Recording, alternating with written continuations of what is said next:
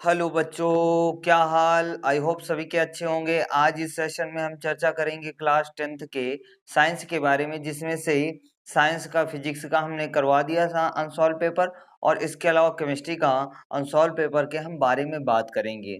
तो चलिए भैया, हम बात करते हैं पहले क्वेश्चन से। ठीक है, इसका संरचनात्मक सूत्र बनाना है। तो जैसा कि स्लाइड पर क्वेश्चन आ गया है और हमने यहाँ पर नोट कर दिया है। ठीक है, तो अब देखो, समझते हैं, ध्यान से समझना।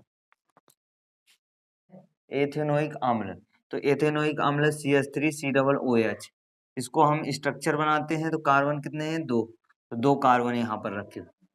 अब पता है हमें एक कार्बन में कितने बॉन्ड लगा सकते हैं? चार। तो इसको हाइड्रोजन के साथ में एक बॉन्ड लगाया, एक दो तीन चार, चार बॉन्ड, चारों बॉन्डों से हमने जोड़ दिया। तीन बॉन्डों से हमने हाइड्रोजन को जोड़ा। इसके बाद इसमें देखते हैं, ये दो बॉन्ड लगे हुए, दो दो चार हो जाएंगे। तो ये हमारा कंप्लीट हो गया। ठीक है, उसके बाद दूसरा मेथेनल, मेथेनल HCHO, तो इसको बंधों के साथ में जोड़ते हैं।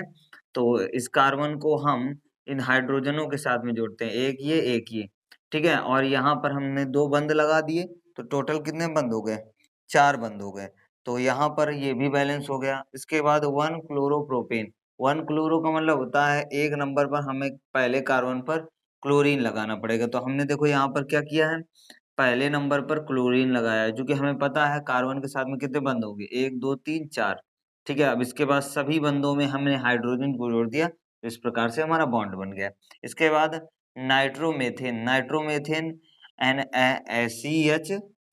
CH3 NO2, तो इसको हम करते हैं। तो यहाँ पर ध्यान देना, हमने एक ये स्ट्रक्चर बनाया है जिसमें कार्बन, एक कार्बन को हमने तीन तरफ से हाइड्रोजन से और एक तरफ NO2 से कर दिया है। या तो इसको ऐसे नहीं लिखना है तो इस प्रकार से भी लिख सकते हैं। ठीक है, इसको नोट कर लीजिए, हम आगे चलते हैं। चलो भाई, अगला क्वेश्चन देखते हैं। अगला क्वेश्चन क्या है, क्वेश्चन पढ़ देते हैं एक बार। ठीक है, इसके बाद चलते हैं।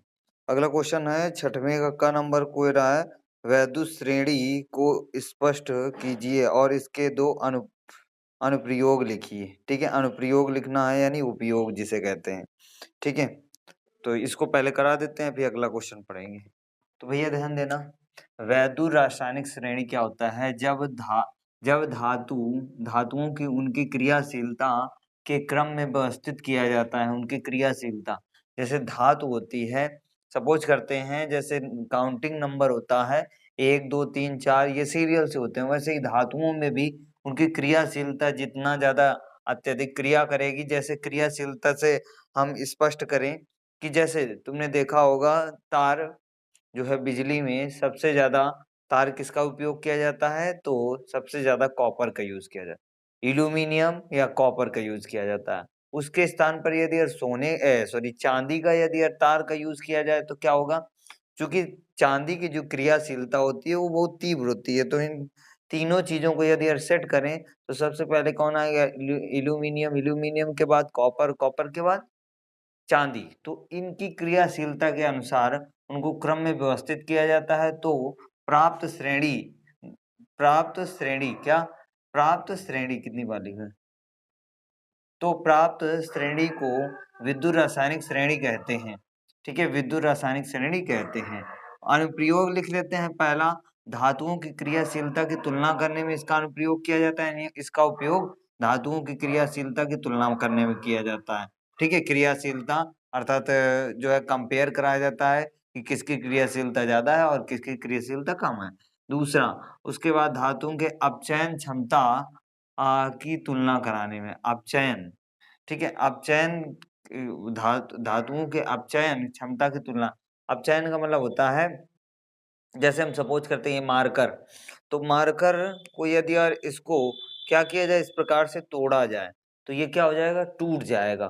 तो उसकी यानी जो है नर्मता देखी जाती है। जैसे सोना, सोना यदि यार जो है 22 कैरेट का होगा या 24 कैरेट का होगा, जो 24 कैरेट का शुद्ध सोना होता है। ठीक है, तो 24 कैरेट का जो सोना होगा उसमें यानी जो है प्योर सोना होगा, जिस कारण से वो बहुत ही नरम होगा। ठीक है, तो उसे आसानी से मोड़ा जा सकता है। तो धातुओं की किस प्रकार से मोड़ा जा सकता है, ये अलग अलग कैपेसिटी पर निर्भर करता है। अगला क्वेश्चन पढ़ देते हैं। अगला क्वेश्चन क्या है? अगला क्वेश्चन है, मिश्र धातु, इसी का छठवें का ख नंबर है। मिश्र धातु किसे कहते हैं? कॉपर के दो प्रमुख मिश्र धातुओं के नाम व उपयोग लिखिए। ठीक है, कॉपर यानी मिश्र धातु किसे कहते हैं? मिश्र धातु उसे कहते हैं दो या दो से अधिक तत्वों के आंशिक या पूर्ण पूर्ण ठोस विलयन को मिश्र धातु कहते हैं। जैसे कॉपर के अयस्कों के नाम लिखते हैं तो कॉपर ग्लास, जिसका फार्मूला Cu2S होता है, या दूसरा फार्मूला कॉपर पायराइड CuFeSO2। ठीक है, अब इसके जो दो उपयोग हैं, उपयोग लिख देते हैं। इसका मुख्य उपयोग मूर्ति व सिक्का बनाने में किया जाता है। इसके अन्य कुछ विशेष वस्तुओं को के निर्माण में भी इसका उपयोग किया जाता है। ठीक है, तो अगला क्वेश्चन पढ़ देते हैं, इसको रफ कर देते हैं। ठीक है, चलो ये अगला क्वेश्चन पढ़ देते हैं। अगला क्वेश्चन क्या है?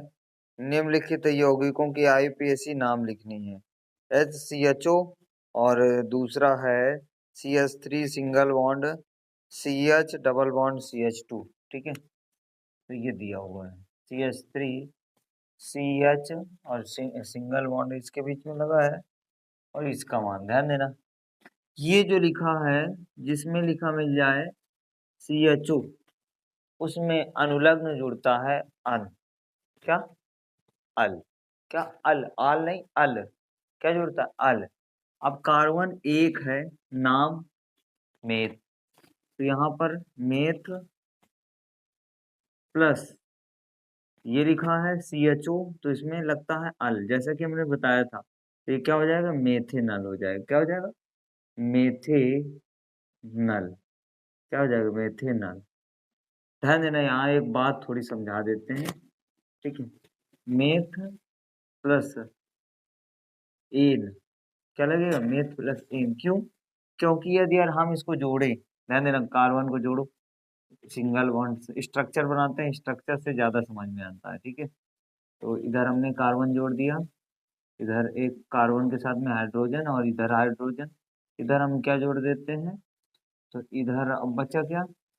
कितने हाइड्रोजन? दो हाइड्रोजन थे, एक कार्बन ये है, और इसको डबल बॉन्ड के साथ में ऑक्सीजन जोड़ देते हैं। ध्यान देना, सभी के साथ में क्या लगा है? Single bond. इसके साथ में डबल बॉन्ड लगा है, वो बात अलग की है, ऑक्सीजन है। तो जब सिंगल बॉन्ड लगा होता है तो एन जुड़ता है, और इसके बाद CHO लिखा हो तो क्या जुड़ते हैं? अल। क्या जुड़ते हैं? अल। तो अब इस सबको जोड़ो तो क्या हो जाएगा? मेथेनल। क्या हो जाएगा? मेथेनल। इसका आईयूपीएसी नाम मेथेनल हो जाएगा। ठीक है, उसके बाद इसको हम बनाते हैं, तो इसके टोटल कितने हैं? कार्बन एक दो तीन कार्बन है, और हाइड्रोजन देख लेते हैं, तीन तीन छः, टोटल छः हैं, तीन दूना छः, अर्थात यहाँ ये क्या लगा है? डबल बॉन्ड लगा है। तो कार्बन एक मेथ एथ प्रोप, तो यहाँ क्या लिखेंगे? प्रोप प्लस, अब यहाँ पर लगा है क्या? कौन सा bond? Double bond. Double bond के कारण लगेगा ईन। क्या लगेगा? ईन। तो क्या बन जाएगा इसका आईयूपीएसी नाम? प्रोपीन। क्या हो जाएगा? प्रोपीन। तो यहाँ लिख लेना आईयूपीएसी, आईयूपीएसी। ठीक है, इतना प्रोपीन। इसका कौ तो बना दे, स्ट्रक्चर बनाते हैं। ठीक है, यहाँ पर बना देते हैं। कार्बन कितने हैं? तीन, एक दो तीन कार्बन बना दिए। अब देखो ध्यान देना, सभी को हम जोड़ देते हैं, सभी को जोड़ो भैया। इसमें कितने हैं? तीन, एक दो, और ये तीन हाइड्रोजन जोड़ दिए, इसके बगल में सिंगल बॉन्ड लगा दिया। अब देखो ये कार्बन पहुंचा, उसके बाद एक कार्बन में यहाँ पर सिंगल बॉन्ड के साथ, अब यहाँ डबल बॉन्ड है। देखो गिनो, एक दो तीन चार, चार ही बॉन्ड लगा सकते हैं। इस पे कितने लगा देंगे? इस पे दो लगा देंगे, एक और दो। देखो गिनो, दो दो चार, बैलेंस। तो ये हमारा संरचनात्मक सूत्र भी बन गया। ठीक है, अगला क्वेश्चन पढ़ देते हैं। अगला क्वेश्चन दिया है, अगला क्वेश्चन कह रहा है कार्बन की संयोजकता पर एक संक्षिप्त टिप्पणी लिखिए। टिप्पणी लिखनी है इस पर, संयोजकता पर। तो कार्बन की संयोजकता पर टिप्पणी क्या होती है? कार्बन प्रमुख रूप से सहसंयोजी बंध बनाता है। असहसंयोजी बंध यानी कार्बन जो होता है सहसंयोजी बंध बनाता है, अर्थात यहाँ देखो चारों तरफ कितने बॉन्ड लगे हैं? चार बॉन्ड लगे हैं, क्योंकि कार्बन की संयोजकता कितनी होती है? चार। कैसे? चूंकि हमने पढ़ा होगा कि K L M इतना ही बनाते हैं, इसमें दो भर सकते हैं, इसमें 8 भर सकते हैं, इसमें 16 भर सकते हैं। तो यदि यार हम किसका कराएं, कार्बन का होता है कितना 6, तो 2 और 4। इसके वाह्य कोश में कितने इलेक्ट्रॉन, 4 इलेक्ट्रॉन। तो यानी कार्बन की संयोजकता 4 होती है, कितनी होती है, 4 होती है। ठीक है, इसमें 2 से ज्यादा नहीं भर सकते, इस कारण से अगले कक्षा में। तो इसका इलेक्ट्रॉनिक विन्यास 2,4 होता है। देखो 2,4 निकला कि नहीं निकला, ये कार्बन का परमाणु क्रमांक है। अर्थात इसकी संयोजी कोश में 4 इलेक्ट्रॉन उपस्थित होते हैं, ये वाले संयोजी, तथा अष्टक पूरा करने के लिए इसे 4 और इलेक्ट्रॉन चाहिए होते हैं। यानी इसको अपना अष्टक पूरा करना है तो ये 4 सिंगल बॉन्ड के माध्यम से इसे और मिल जाते हैं, तो इसका अष्टक का मतलब 8 कोश, यानी 8 इनकी संख्या पूरी हो जाती है। ठीक है, और इसके बाद क्या है, जिन्हें यह साझेदारी द्वारा प्राप्त करते हैं, साझेदारी यानी बॉन्ड लगा के प्राप्त करते हैं। ठीक है, तो अगला क्वेश्चन चलते हैं। ठीक है, आई होप यहाँ तक क्लियर हुआ होगा, है ना। जैसा कि ये क्वेश्चन दिया हुआ है, कह रहा है कि ग नंबर है, ग नंबर में कह रहा है बेकिंग पाउडर। ठीक है, बेकिंग पाउडर यानी खाने का सोडा। ठीक है, खाने का सोडा का रासायनिक सूत्र नाम अणुसूत्र लिखिए। ठीक है, बेकिंग सोडा को गर्म करने पर क्या होता है। तो भैया ध्यान देते हैं, इस क्वेश्चन को हमने पढ़ दिया है, ध्यान से समझते हैं। तो कह रहा है बेकिंग सोडा या बेकिंग पाउडर बोलते हैं, क्या बोलते हैं, बेकिंग पाउडर। ठीक है, बेकिंग पाउडर का, इसे खाने का सोडा भी कहते हैं, जो घर में खाया जाता है उसमें इसका उपयोग किया जाता है। ठीक है, उसके बाद इसका रासायनिक नाम होता है सोडियम बाइकार्बोनेट या सोडियम हाइड्रोजन कार्बोनेट होता है। ठीक है, इसके बाद इसका सामान्य नाम क्या होता है, खाने का सोडा। क्या होता है नाम, खाने का सोडा। इसका अणुभार होता है 84। जब निकालोगे तो अणुभार निकलेगा कितना, 84। जब चूंकि हमें सोडियम का पता है, सोडियम का कितना होता है 23, 23 प्लस हाइड्रोजन का 1 होता है, तो 23 प्लस 1 24, और कार्बन का होता है कितना 6। कार्बन का कितना होता है 6, ऑक्सीजन का 8, 8 त्रिक 24, 8 त्रिक 24, 24 6 30, 24 6 कितना होगा 30, और ये कितना 24। तो यहाँ पर कितना खाने का सोडा होता है, इसका अणुभार कितना होता है 84 होता है। कैसे, क्योंकि हमें सोडियम का पता है 23 होता है, हाइड्रोजन का 1 होता है, और कार्बन का होता है 12, और ऑक्सीजन का होता है 16। तो 16 3 48, सबको जोड़ेंगे तो 84 आ जाएगा। ठीक है, उसके बाद उस यानी चूंकि इसका फार्मूला यानी अणुसूत्र ये होता है, रासायनिक गुण क्या होते हैं, ऊष्मा का प्रभाव।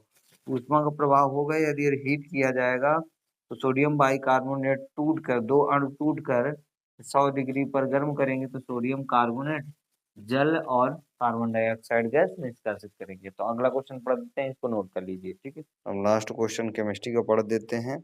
अर्थात इस पूरे टॉपिक में जो है हमने केमिस्ट्री को जो है कंप्लीट एक ही वीडियो में करवा दिया। ठीक है, केमिस्ट्री के जितने क्वेश्चन थे। ठीक है, पहला देखो क्या कह रहा है, अथवा का है 7वें का, उसमें 7वां नंबर डाल देना, उसमें हमने 8वां धोखे से डाल दिया था। ठीक है, तो पिछले वाले क्वेश्चन में 7 नंबर डाल देना। अब देखो 7 का अथवा निम्न का संक्षिप्त टिप्पणी लिखिए। पहला है का नंबर है द्विविस्थापन अभिक्रिया, तो उस बी नंबर यानी खा नंबर है उदासीनीकरण, और थर्ड वाला है योगात्मक अभिक्रिया। इन्हों अभिक्रियाओं को समझ लेते हैं बारी बारी से, और जो है इनके बारे में समझते हैं।